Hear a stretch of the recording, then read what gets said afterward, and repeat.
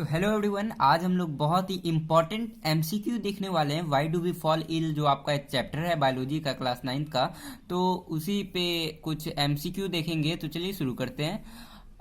तो विच one of the following is not a viral disease. तो आपसे पूछ क्या रहा है कि कौन सा, ये आपको फोर जो है ना, आपको ऑप्शन दे हुए हैं और इसमें आपको क्या बताना है कि कौन सा वायरल डिजीज नहीं है। तो इसमें आपका आंसर जो है वो टाइफाइड होगा, वो जो है बैक्टीरियल डिजीज है। अब चलिए दूसरे नंबर पे चलते हैं। पूछ रहा है विच one of the following is not a bacterial disease. मतलब आपको आपके पास फिर से फोर ऑप्शन दिए हुए हैं और बताना है कि कौन सा बैक्टीरियल डिजीज नहीं है।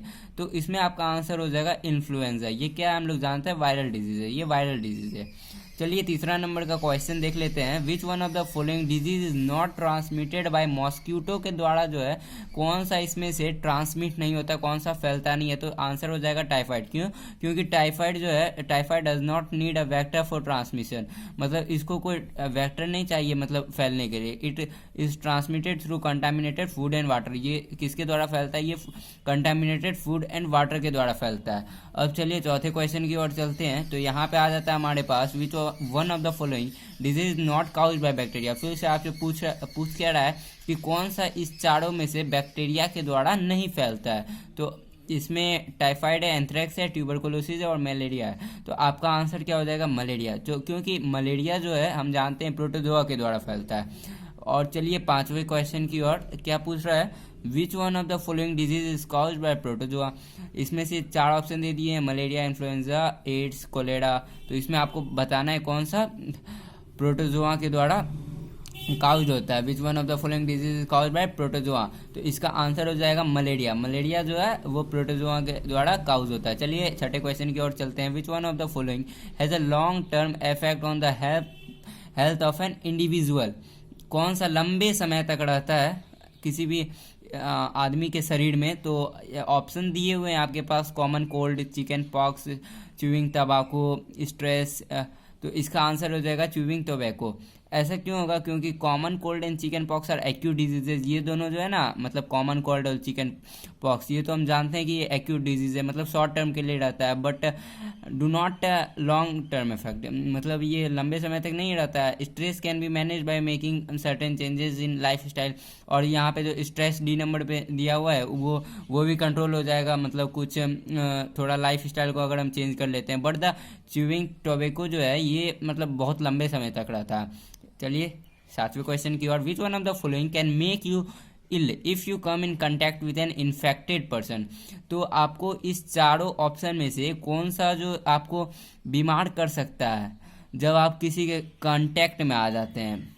किसके कांटेक्ट में? जो कि इन्फेक्टेड पर्सन रहता है। तो स्नीजिंग, अगर आप कोई भी आदमी के बगल में चल जाए और वो स्नीजिंग कर रहा है तो उसके मुंह से जो पार्टिकल्स निकलते हैं वो आपके अंदर अगर घुस गए तो वहाँ पे आपको दिक्कत हो सकती है, वहाँ पे आप बीमार पड़ सकते हैं। चलिए अब आठवें क्वेश्चन की ओर। पूछ रहा है कि एड्स जो है वो AIDS can not be transmitted by, किसके द्वारा चारों में से ट्रांसमिट नहीं होता है। तो आंसर क्या होगा? हग्स।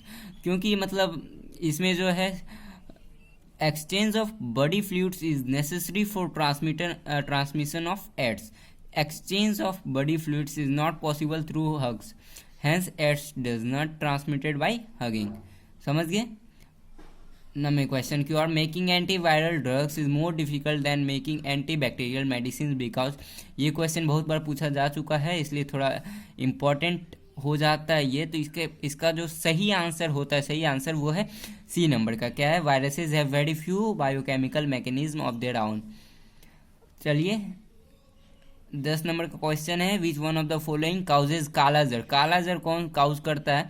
तो यहाँ पे आपका आंसर हो जाएगा Leishmania. Leishmania is a protozoa which causes kala-azar. ये सब इंपॉर्टेंट हो जाते हैं, 1 नंबर में पूछे जा सकते हैं, तो थोड़ा ध्यान से देखिएगा। If you live in an over crowded and poorly ventilated house it is possible that you may suffer from which of the following disease. अगर इसमें पूछ क्या रहा है, देखिए, अगर आप बहुत भीड़ वाले जगह में रहते हैं और वहाँ पे जो वेंटिलेशन की सुविधा है ना वो बहुत ही ख़राब है, तो आपको पॉसिबल है कि क्या आप किससे आप सफ़र कर जाएंगे। तो उसका आंसर होगा एयरबॉर्न डिजीजेस। क्योंकि बहुत ज़्यादा, देखिए यहाँ पे क्या है, बहुत ज़्यादा भीड़ है और यहाँ पे बहुत सारे लोग होंगे और वो एयर जो मतलब ब्रीथ आउट जो करेंगे, जो निकालेंगे कार्बन डाइऑक्साइड, तो क्या हो जाएगा, तो वहाँ पे रूम में कोई वेंटिलेशन अच्छी नहीं है, तो क्या होगा, किसी को एयर बॉर्न डिजीजेज होने की खतरा है।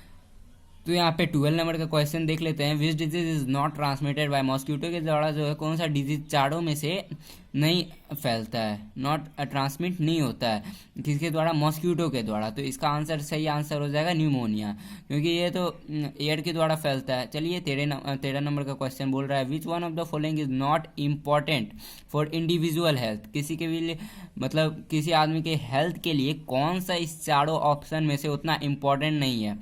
तो पहले हम चारों ऑप्शन को देखेंगे कौन कौन से इंपॉर्टेंट हो जाते हैं। तो देखिए, लिविंग इन क्लीन स्पेस, हाँ ये तो इंपॉर्टेंट है, क्योंकि अगर आप क्लीन स्पेस में नहीं रहेंगे तो आप बीमार पड़ सकते हैं। गुड इकोनॉमिक कंडीशन, ये भी सही है। अगर आपका इकोनॉमिक कंडीशन जो है वो अच्छी नहीं है तो आपके पास खाना नहीं हो पाएगा, खाना नहीं के पैसे आप नहीं जुटा पाएंगे, तो क्या होगा, उससे आप बीमार पड़ सकते हैं। खाना नहीं खाएंगे तो आप बीमार पड़ सकते हैं। अब क्या है, सोशली इक्वलिटी एंड हार्मोनी, ये जरूरी है, क्योंकि हमने हेल्थ के डिफिनेशन में पढ़ा है कि a state of well being which is well from क्या क्या चीज़ से वेल रहना चाहिए, फिजिकली, मेंटली एंड सोशली। तो सी नंबर तो होना ही है।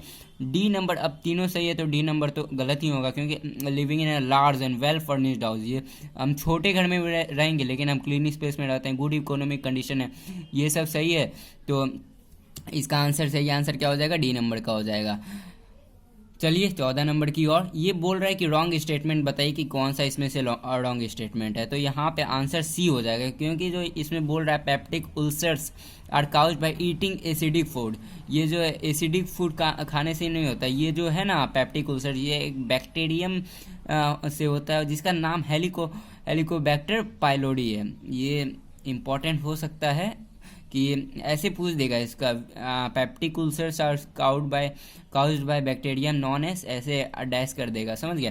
तो उसके बाद चलिए 15 नंबर के क्वेश्चन की ओर, we should not allow mosquitoes to breed in our surrounding because they, मतलब हमें जो पूछ क्या रहा है इसमें कि हमें मॉस्किटोज को अपने चारों ओर नहीं रहने देना चाहिए, सराउंडिंग में अगल बगल नहीं रहने देना चाहिए। क्यों, क्योंकि they are vectors for many disease. Vectors हम लोग पढ़ चुके हैं कि वैक्टर्स क्या होता है, जो मतलब जैसे कि किसी कोई बीमार आदमी है, अब मॉस्किटो क्या करता है, कोई बीमार आदमी को उसका खून लेता है, अब वो कोई हेल्दी पर्सन उसमें जाके जो खून लेता है, तो उसका बीमार पर्सन जो था उसका जो खून आया तो उसमें हेल्दी पर्सन दे दिया, तो हेल्दी पर्सन तो बीमार होना है। तो मॉस्किटो जो है वो वैक्टर्स हो जाता है मैनी डिजीज के लिए, मतलब क्या बोलते हैं उसको, टैक्सी बन जाता है।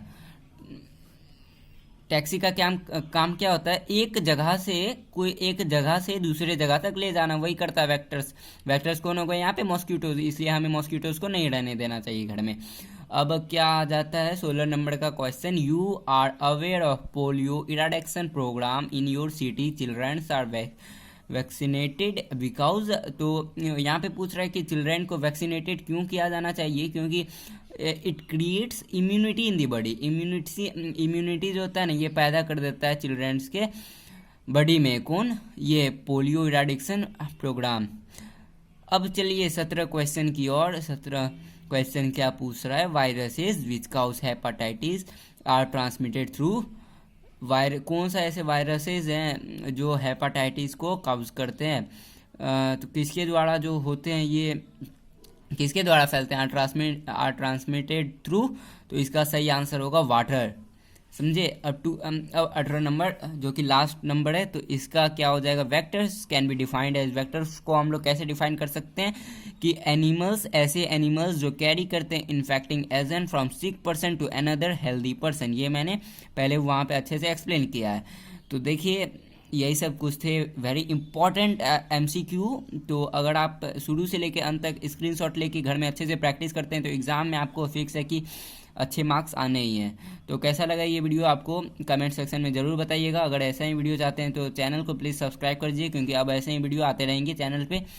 तो वीडियो अगर अच्छी लगी है तो वीडियो को लाइक भी कर दीजिएगा और चैनल को सब्सक्राइब करके बेल आइकन को ज़रूर दबाएगा, जिससे आगे ऐसे ही वीडियो की नोटिफिकेशन सबसे पहले आपके पास पहुंच सके। तो चलिए मिलते हैं किसी अगले वीडियो में, तब तक के लिए गुड बाय।